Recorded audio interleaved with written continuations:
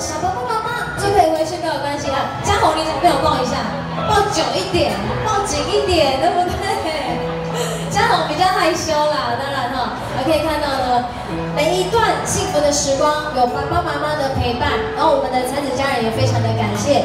那在未来的日子里，就换成我们嘉宏来陪伴我们的真如哦，爸爸。爸爸，你是没看到嘉宏把妈妈抱你嘛，就准备好嘉宏抱的嘛？要不要上来一起抱一下？不用啊。你害羞对不对？爸爸都是铁汉柔情。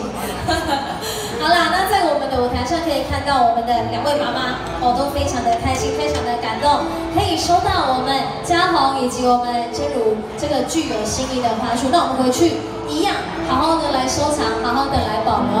好，那在接下来也谢谢到了我们2位。